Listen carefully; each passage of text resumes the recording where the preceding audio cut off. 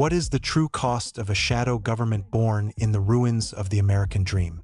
In the early 1970s, a structural shift occurred within the American urban landscape that would redefine the concept of domestic conflict for half a century.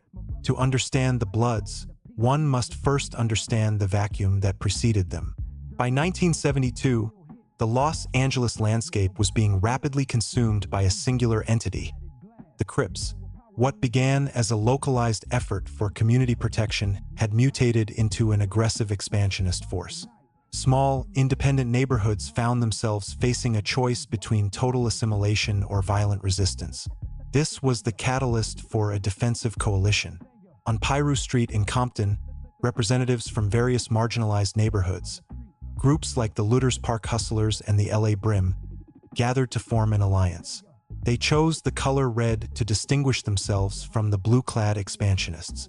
This was not merely a choice of fashion. It was the birth of a counterinsurgency. Systemically, the Bloods were a reaction to a monopoly on street violence. When the state fails to provide security and a dominant predatory force fills that void, the only logical outcome is the formation of a rival collective. This is the foundation of the American street system, a cycle of reactionary militarization.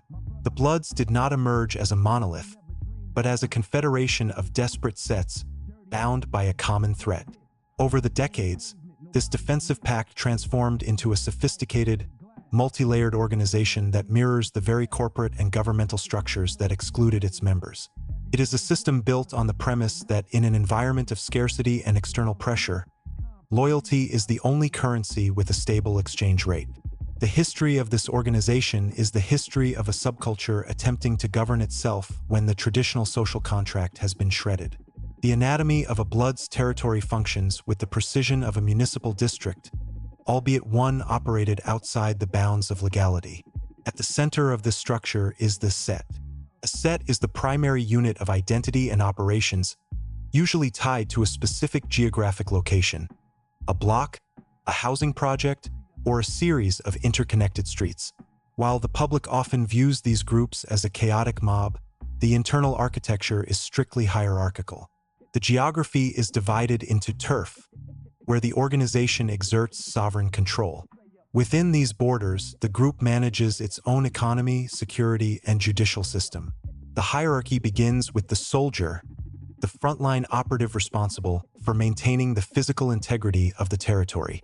Above them are the enforcers, those tasked with internal discipline and the execution of strategic directives. At the summit sits the shot caller, the individual who manages the set's business interests and navigates the delicate politics of interset alliances. This structure is not static. It is a meritocracy based on work, a euphemism for the commitment of resources or violence on behalf of the collective. The mechanics of the territory are designed to ensure the survival of the group over the individual. This is why the loss of a single member rarely destabilizes the set. The roles are clearly defined, and the succession plan is inherent in the rank structure. The territory is more than just land. It is a marketplace and a fortress. It is the physical manifestation of the group's power, and every street sign, mural, and corner represents a link in a chain of command that extends from the pavement to the highest levels of organized crime.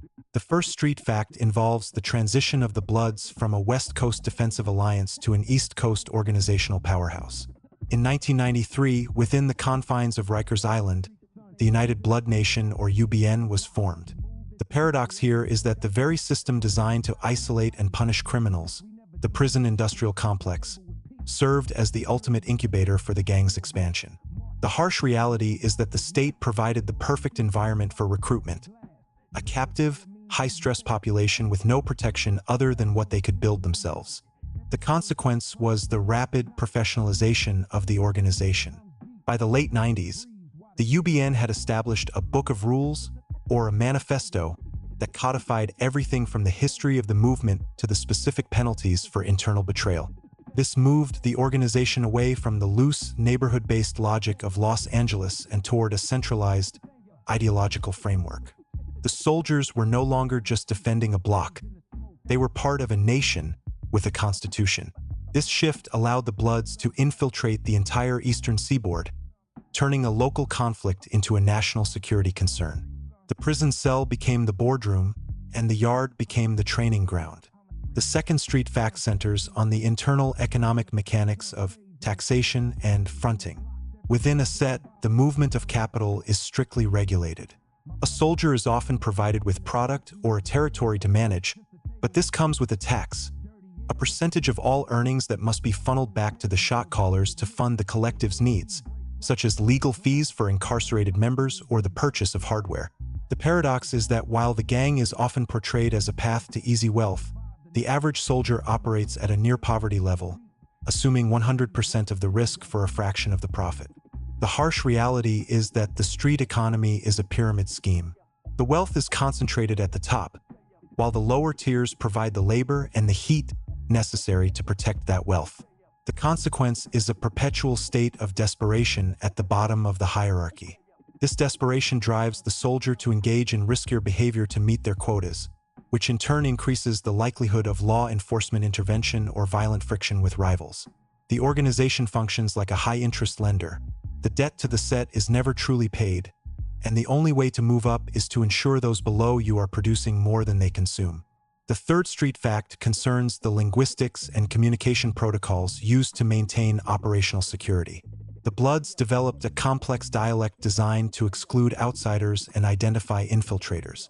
This includes the systematic replacement of the letter T with B, a symbolic erasure of their rivals, the Crips, and the use of intricate hand signals known as stacking. The paradox is that these markers of identity, designed to provide security and brotherhood, act as a permanent brand that makes it nearly impossible for a member to ever reintegrate into mainstream society. The harsh reality is that the gang's culture is a trap. The more one masters the language, the symbols, and the history of the set, the more they alienate themselves from the legal economy and the social structures that could offer an exit. The consequence is the creation of a warrior class that is technically and socially specialized for a life that only exists within the confines of the block or the prison. Their skills, surveillance, tactical communication, and high-stakes negotiation are devalued everywhere except in the theater of the street. This linguistic isolation ensures that the soldier's only viable future remains tied to the organization's survival. The fourth street fact is the blood in, blood out doctrine.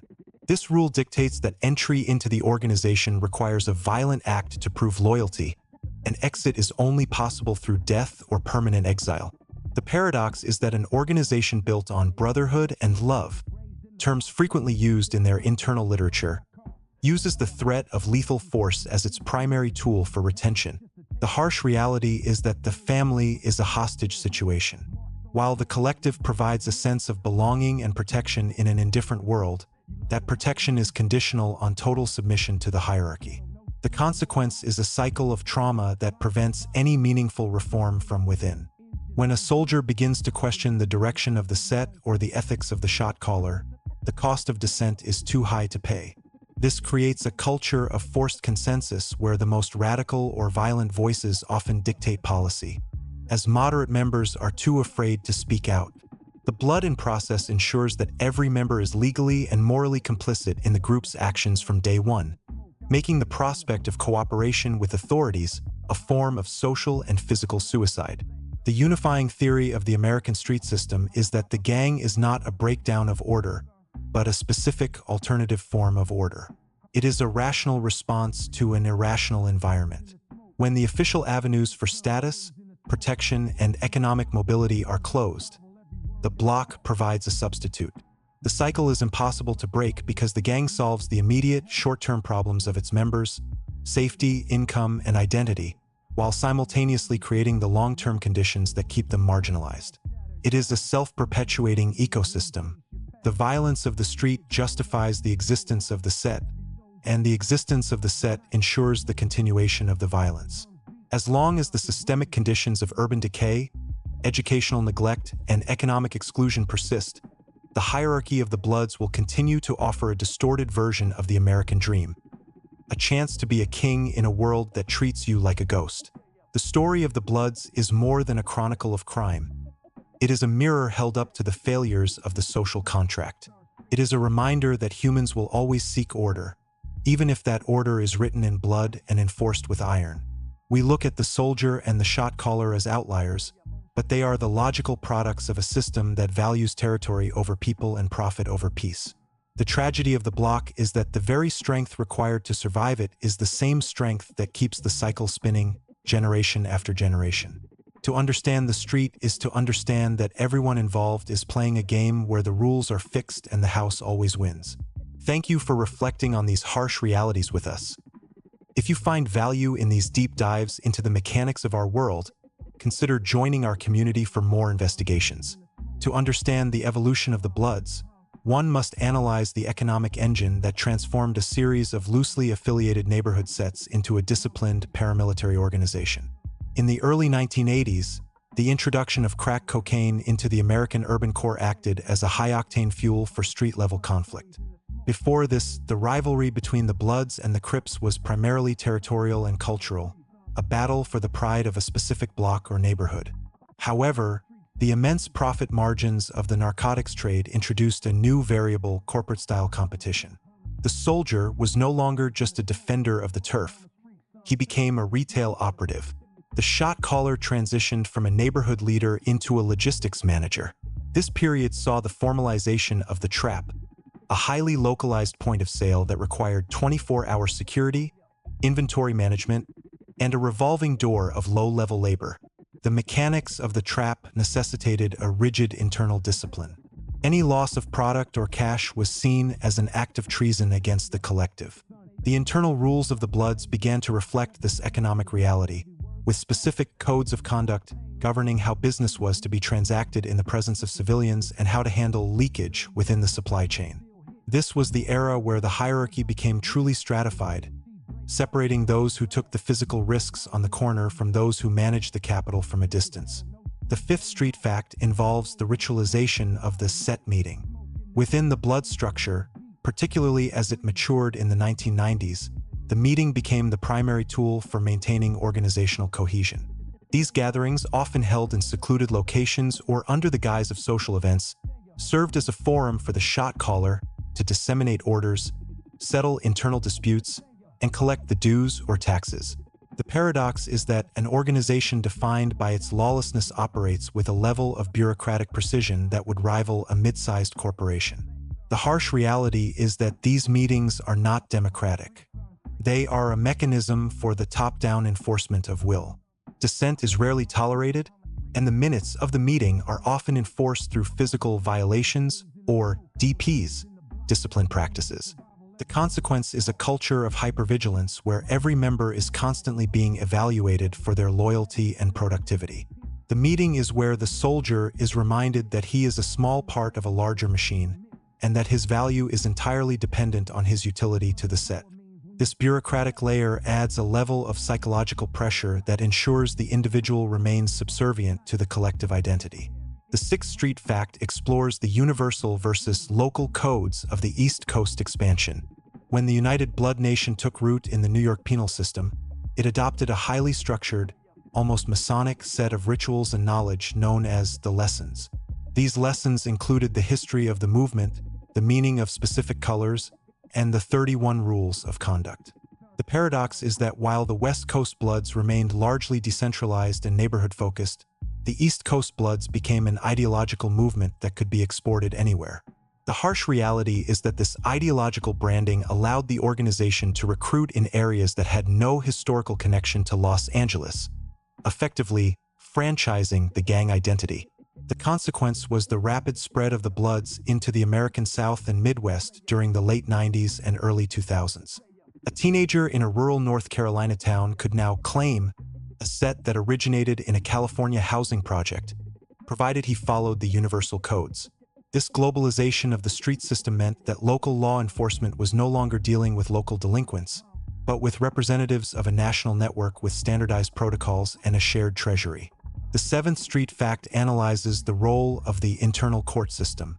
When a member of the Bloods is accused of violating the organization's rules, such as dry snitching, skimming, or showing cowardice, they are not simply cast out. They are often subjected to a formal internal trial. The shot callers act as the judges, and senior members act as the jury. The paradox is that the gang, which exists in total opposition to the American judicial system, replicates its most formal elements to maintain internal order. The harsh reality is that the defense in these trials is often non-existent, and the verdicts are predetermined based on the political needs of the set leadership. The consequence is a system of justice that is arbitrary and brutal.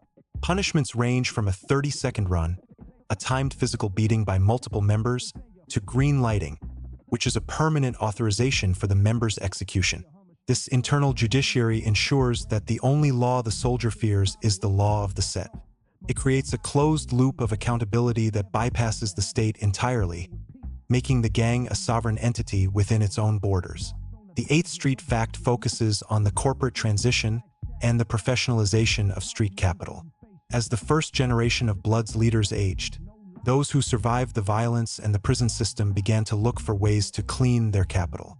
This led to the infiltration of legitimate businesses, from trucking companies and barbershops to independent record labels. The paradox is that the very system that initially excluded these individuals, the formal economy, became the ultimate goal for the high-level shot caller. The harsh reality is that this transition rarely benefits the lower-level soldier, who remains trapped in the high-risk, low-reward cycle of street-level sales. The consequence is a deepening of the class divide within the organization itself. The shot caller moves to a suburban enclave and operates through shell companies, while the soldier continues to bear the brunt of law enforcement pressure on the block. This professionalization has made the organization more resilient to traditional policing, as the leadership is insulated by layers of legal and financial complexity. The gang has moved from the corner to the computer, using encrypted communication and digital currency to manage assets that were once kept in shoeboxes. The hierarchy of the Bloods is not just a chain of command. It is a specialized division of labor. At the base, the soldier or youngster provides the raw energy and the visibility. They are the ones who post up, providing the physical presence that signals territorial control. Moving up, the enforcer or head of security manages the hardware. Their role is tactical. They are responsible for the set's armory and the planning of missions against rivals like the Crips or the 18th Street Gang. Above them, the treasurer or money man tracks the flow of capital, ensuring that the taxes are paid and the product is moving at the correct price point. At the pinnacle, the shot caller acts as the diplomat and the strategist. Their primary responsibility is the survival of the set. They must navigate the politics, the complex web of alliances and rivalries with other gangs, as well as the constant pressure from federal and local authorities. This division of labor makes the set a highly efficient organism, capable of adapting to changes in the market or the legal landscape. It is a structure designed for endurance, not just for conflict.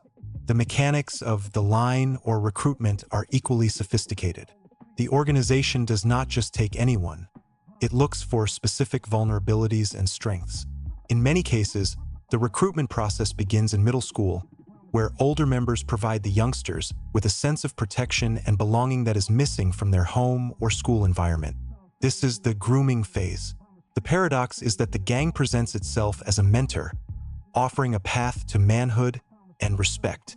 The harsh reality is that the organization is looking for disposable labor, individuals who are young enough to receive lighter sentences in the juvenile system but old enough to carry out adult-level violence. The consequence is the lost generation. Thousands of young men who are functionally illiterate in the legal economy, but highly skilled in the mechanics of the street. By the time a soldier reaches adulthood, their resume of street work makes them unemployable in any traditional sense, ensuring their total dependency on the set for the rest of their lives. The role of the truce provides a fascinating case study in street diplomacy. After the 1992 Los Angeles riots, many Bloods and Crips sets entered into a formal ceasefire. For a brief moment, the focus shifted from intergang warfare to community activism and political demands. The paradox is that peace is often more dangerous for the gang's internal structure than war. Without a common enemy to focus on, the internal frictions and the struggle for resources often lead to more frequent and more unpredictable violence within the set itself. The harsh reality is that the war provides the necessary external pressure to keep the hierarchy disciplined. The consequence was the eventual collapse of many of these truces, as the economic necessity of territorial control outweighed the ideological desire for peace. The street system is fundamentally competitive. It is built on the premise of us versus them. When the them is removed, the us begins to fracture. This explains why lasting peace in the American ghetto is so difficult to achieve. The very structure of the street organization is designed for conflict, not for coexistence. As the organization moved into the 21st century, the digital block emerged. Social media became a new theater of war and a new tool for recruitment. A soldier can now diss a rival through a video that reaches millions, turning a local dispute into a global spectacle. The paradox is that this visibility, while providing status, also provides a digital roadmap for law enforcement. The harsh reality is that the digital age has made the street more dangerous, not less. A slight on the internet can lead to a shooting on the block within minutes, as the need to save face in the digital realm is just as pressing as it is in the physical world. The consequence is a state of perpetual, high-speed conflict. The shot caller now has to manage the set's brand online, ensuring that their members are projecting strength without attracting too much federal attention. This has led to a new set of rules regarding electronic footprints, where members are instructed on what they can and cannot post, further complicating the internal bureaucracy of the gang. The geography of the Bloods has also shifted. While the traditional ghetto remains the heart of the organization, the suburbanization of poverty has pushed sets into apartment complexes and strip malls in the outskirts of major cities. This move has changed the mechanics of territorial control. In the old days, a set could own a 4-block radius of single-family homes. In the new landscape, they might control a specific floor of a high-rise or a specific section of a suburban sprawling complex. This fragmentation makes policing much harder, as the territory is no longer a contiguous block that can be easily cordoned off. It is a network of nodes, connected by cars and burner phones. The soldier is now mobile, and the trap is often a delivery service rather than a fixed location. This evolution shows the incredible adaptability of the street system. It is a parasite that adapts to the host. As the city changes, the gang changes with it, always finding the cracks in the infrastructure where it can take root and flourish.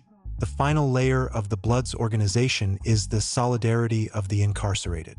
For a high-level member, prison is not the end of their career. It is a promotion to the upper house. From within the walls, the shot callers can orchestrate movements on the street with surprising ease. They use a system of kites, small, handwritten notes, smuggled phones, and legal visits to maintain control. The paradox is that the state's ultimate punishment, incarceration, actually strengthens the gang's leadership by centralizing the decision-makers in one location. The harsh reality is that the prison system is the university of the street. It is where the soldier learns the deep history, the advanced tactics, and the professional connections that will define his future. The consequence is a revolving door that creates a permanent class of career criminals who are more comfortable in a maximum security yard than in a public park. The gang provides the only social safety net available to a man with a felony record, ensuring that once you are in the system, you are in it for life. The unifying theory of the American street system must acknowledge that the Bloods are not an anomaly. They are a predictable outcome of a society that has commodified everything, including security and identity. The block is the only place where the marginalized can feel like protagonists in their own story. The cycle is impossible to break because it is built on the most basic human instincts: the need for protection, the desire for status, and the drive for survival. Until the legal world can offer a more compelling and accessible alternative, the shadow government of the streets will continue to govern. It is a system that thrives on the very neglect that created it. The investigation into the Bloods reveals a world where the line between criminal and corporate, between soldier and citizen, is thinner than we care to admit. It is a world of rigid orders, unforgiving rules, and a hierarchy that demands everything and gives back only the illusion of power. We are left with a sobering reality. The tales from the block are not just stories of crime. They are the autopsy reports of a failing social contract. The red flag of the Bloods is a signal fire, warning us that when a community is left to burn, it will eventually find a way to govern the ashes. Thank you for walking this path with us.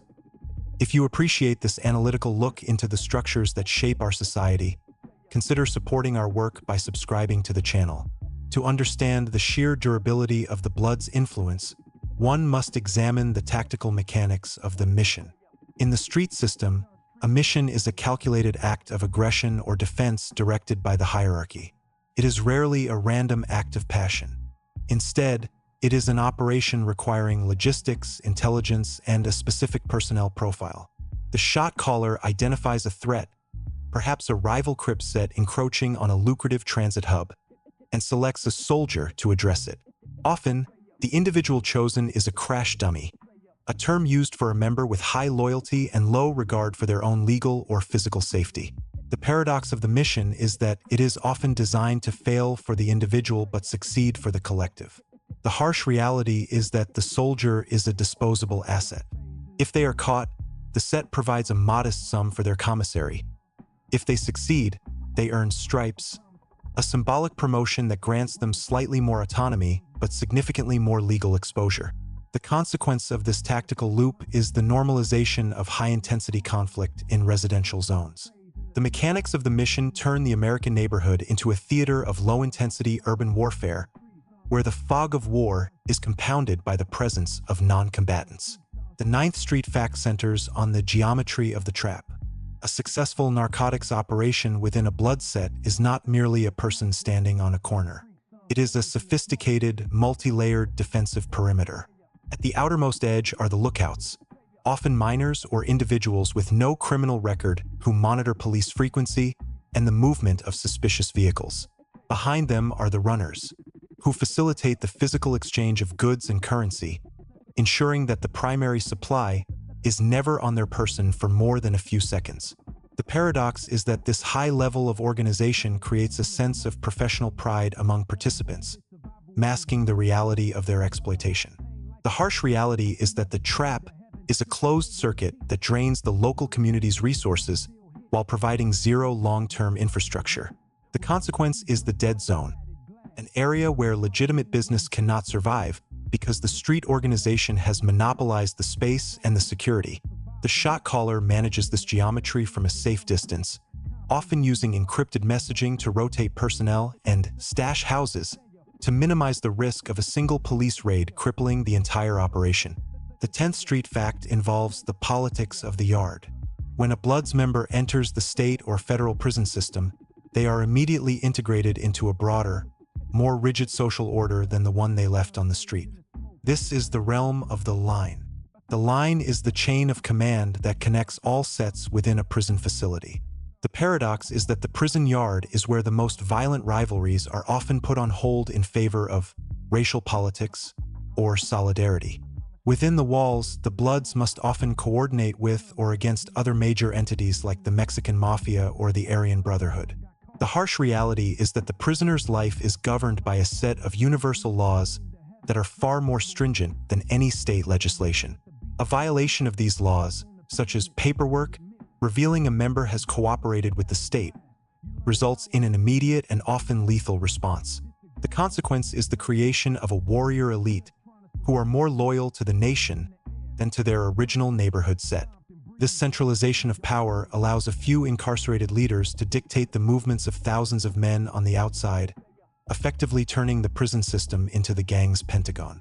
The 11th Street fact examines the injunction as a tool of state pressure.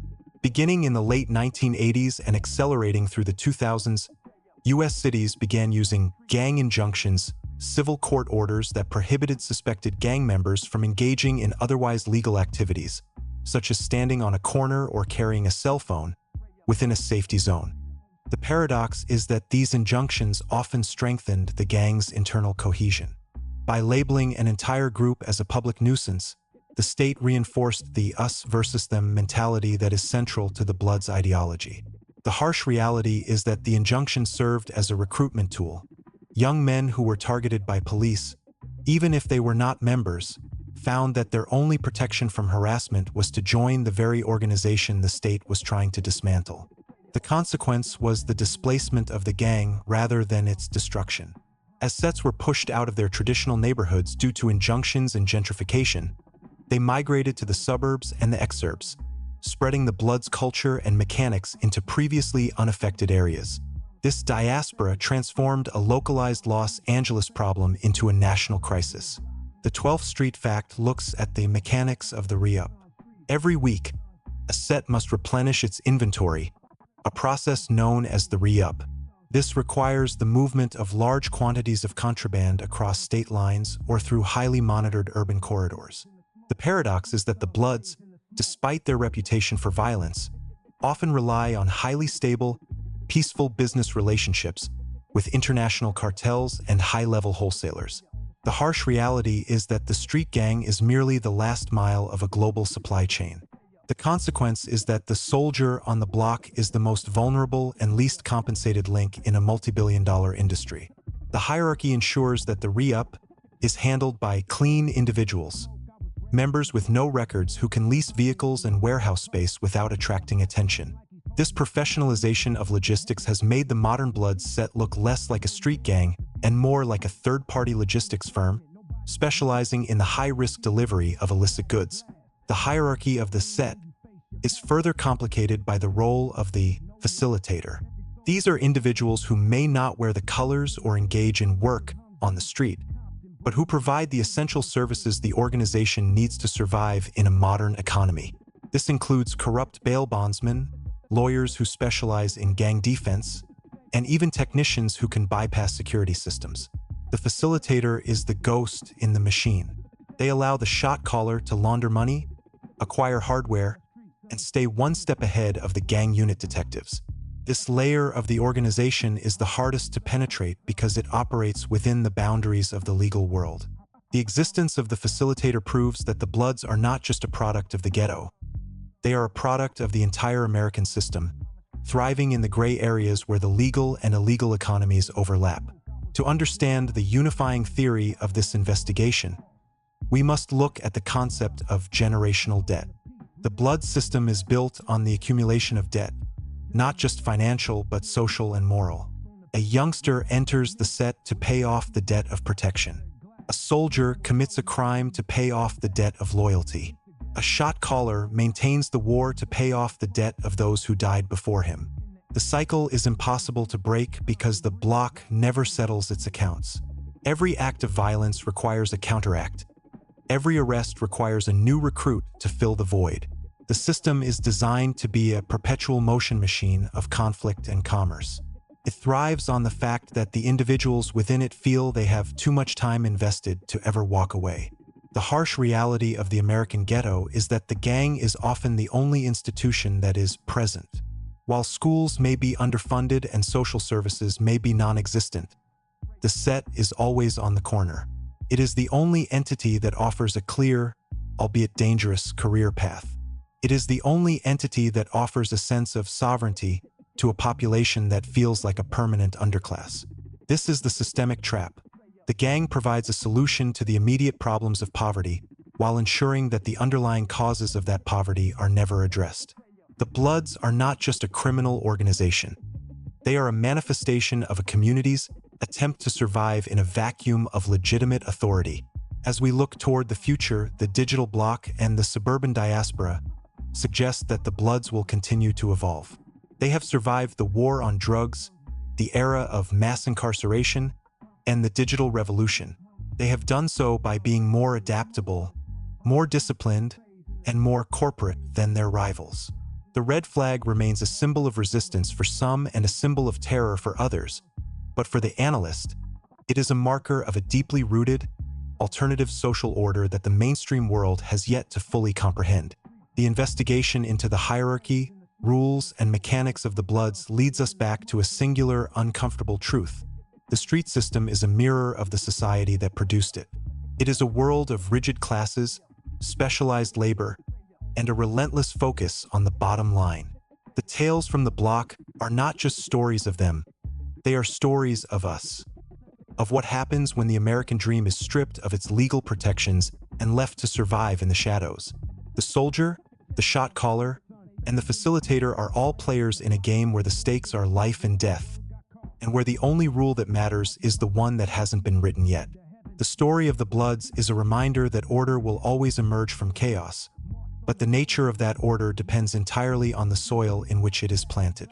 When you plant neglect, you reap the set. When you plant exclusion, you reap the nation. The cost of this shadow government is paid every day in the currency of human potential, a debt that the American ghetto has been forced to carry for over 50 years. Thank you for engaging with this deep-seated analysis of the American street system. If you believe in the importance of documenting these hidden histories, consider subscribing to Tales from the Block for our upcoming investigations into the hidden mechanics of our world.